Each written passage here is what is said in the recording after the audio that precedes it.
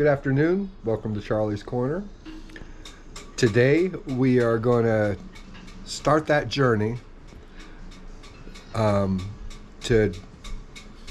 explore how I came to the conclusions I did on the 5 big questions.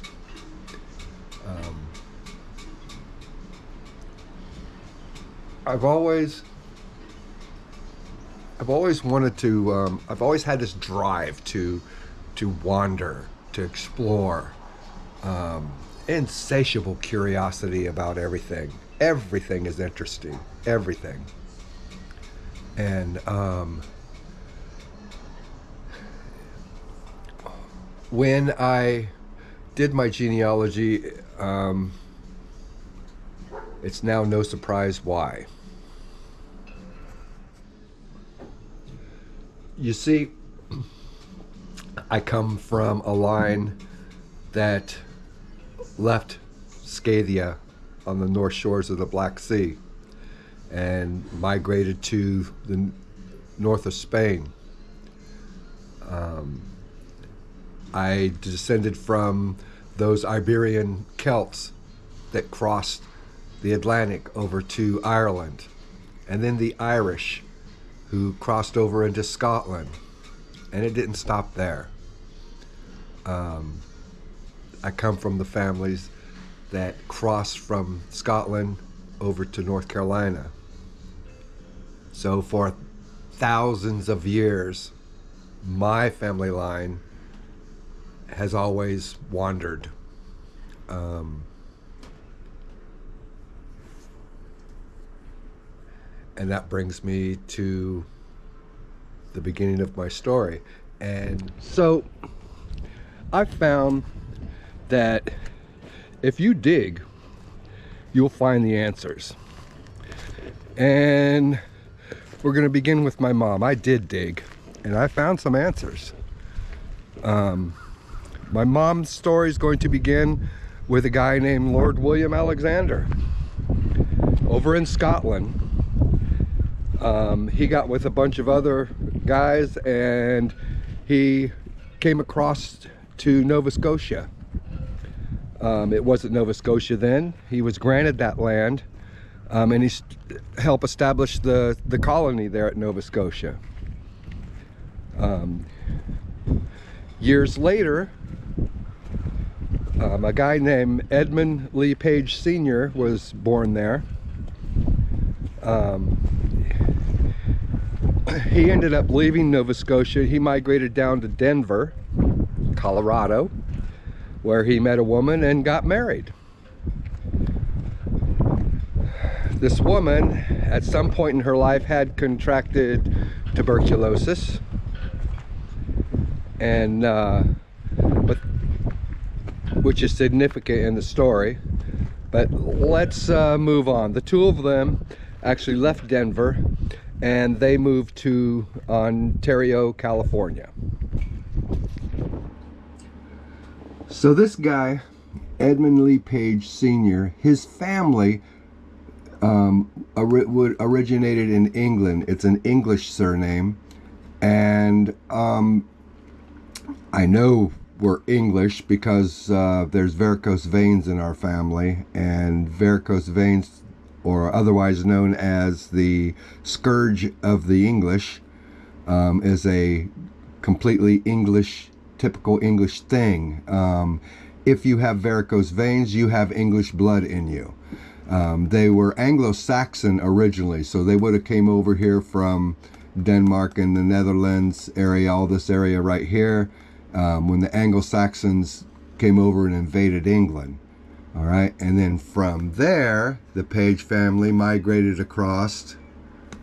Let's move across the Atlantic. Dun, dun, dun, dun, dun, dun, dun, dun.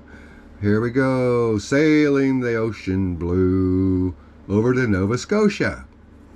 All right, this is that little colony that Lord William Alexander had founded. Now they're in Nova Scotia, and this is where Edmund Lee Page Sr. was born. All right. But he didn't stay here. We are travelers. We move. We don't settle in one spot. So what he did was he migrated from here in Nova Scotia down to Denver, Colorado. And in Denver, he met a woman in Denver and he married her. There's Denver. And like I mentioned before, she had tuberculosis. They ended up moving out to California. So, here in California, if you go between San Bernardino, right here, and Los Angeles, down here in Southern California, there's a place called Ontario. And where is it? There it is, right there, Ontario, California. And Ontario and Upland are the area where the Page family settled. And Edmund Lee Page Jr. was born here in Ontario. So now we're in Ontario, California.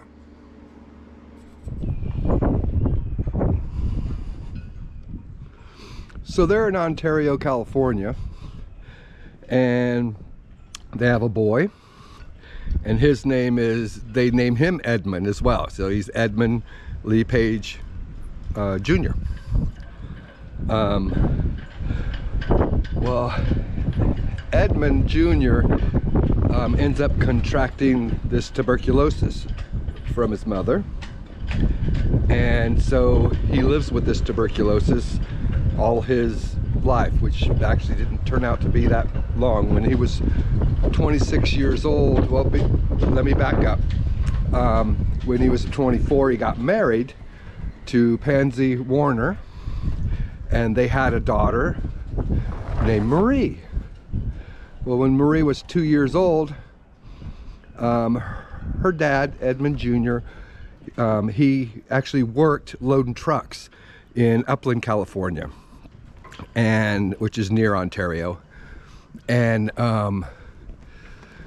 so he's loading these sacks of Burbank russet potatoes onto the back of this truck, and he loses his footing. He ends up falling off the truck, and when he hit the ground, he broke 2 of his ribs. So now it's about 1938.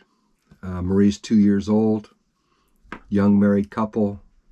Edmund Jr. is about 26, I think, at this time, and he's lying in a hospital bed.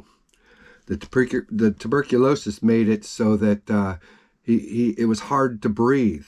They didn't have the medical that they have now, and he slowly suffocated. You know what the thing about that is? If this accident had happened 4 years from then, but in 1940, the medicine for his tuberculosis would have been available, and he wouldn't have passed away. But he was 4 years too early, and he ended up passing away. So now, you know, it's the late 1930s, 1938. Another years when Hitler would be coming into power over in Europe. And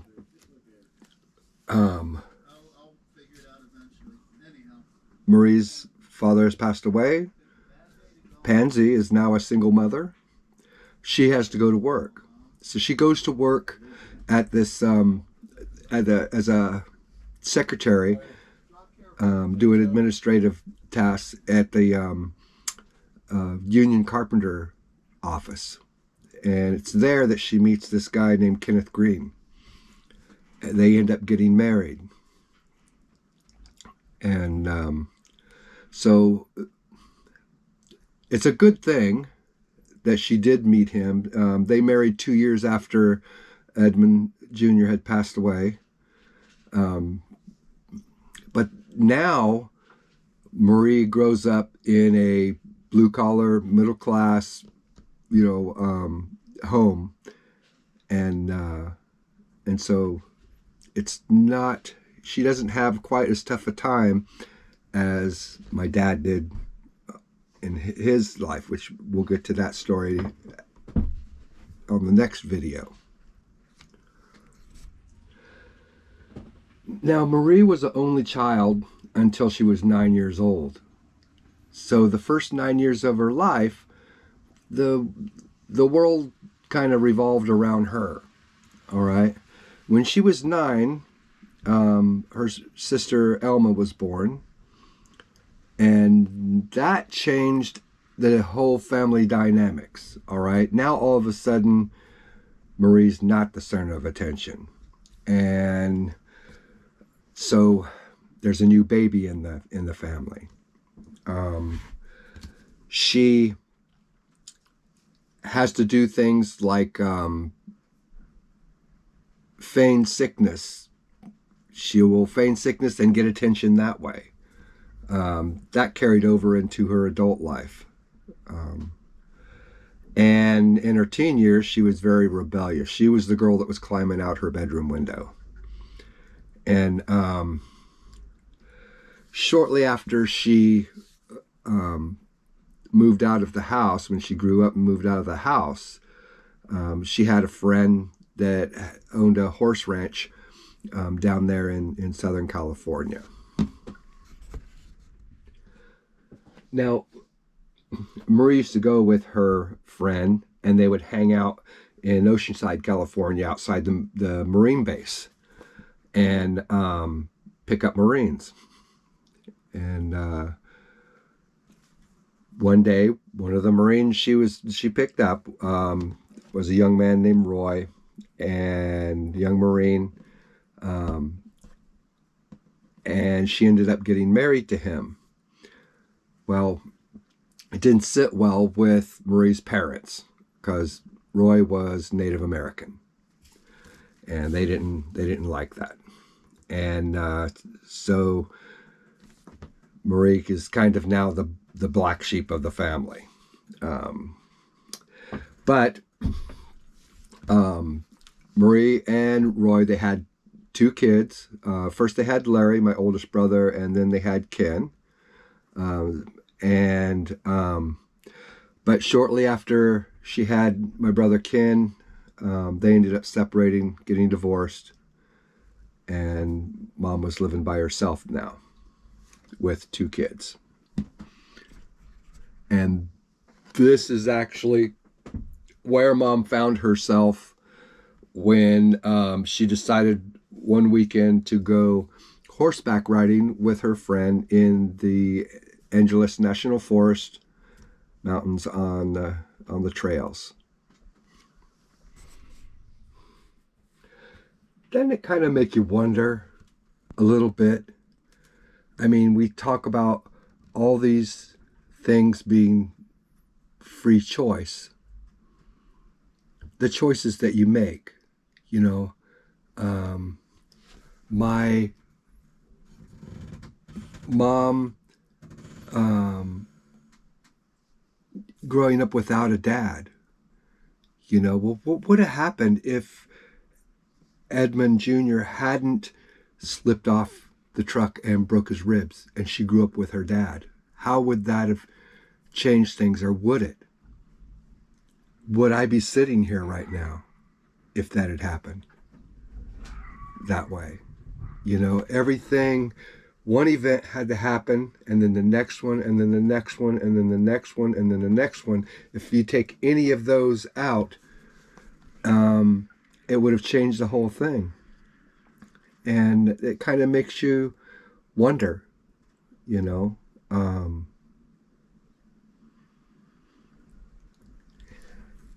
when you make choices, when you exercise your free will, are you really? Is that really a free will choice that you're making? Or is it a choice that was determined by everything that came before it? Something to think about.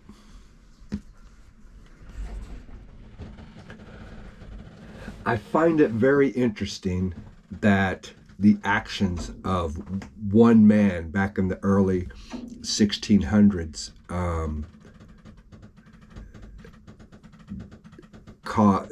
went down both lines of my family. Now, my mom was born over in Ontario, California on the West Coast. And if you follow the chain of events, it would lead right back to Lord William Alexander and his founding point in time where he's founding Nova Scotia. Incredibly interesting. So now I need to tell you Dad's side of the story. Mom is with her friends riding horses on the trails in the Angeles National Forest. Let's go find Dad. I'll see you next time on Charlie's Corner. You have a great day.